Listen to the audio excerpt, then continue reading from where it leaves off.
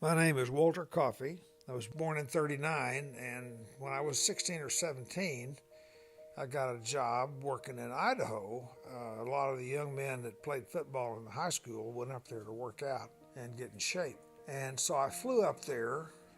My parents paid for that, and flew into Spokane and went to Nordman, Idaho, which was right next to Priest Lake. And at the campsite, we had tents. We lived in tents and had an outhouse in pretty primitive conditions. But we worked in the forest. We worked for the National Forest Service, and we were to eradicate a plant that killed white pine trees. And so, but I'd been interested in this girl, Diane Arrington.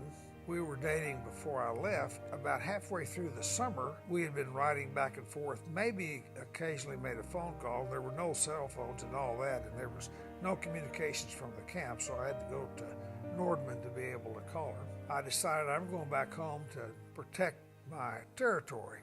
My girlfriend Diane was seeing this other fella named Don.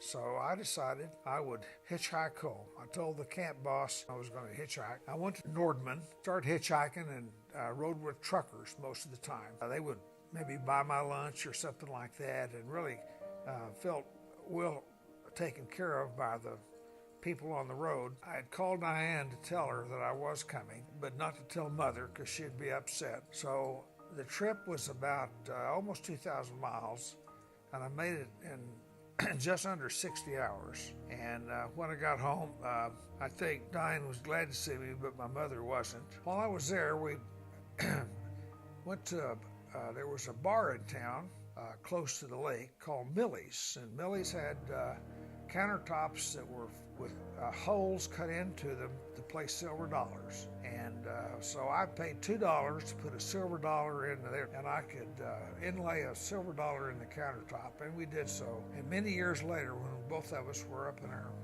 late 50s, we went back to Millie's in Idaho. I wanted to see my silver dollar, but by George, it was gone by that time. That's the end of the story.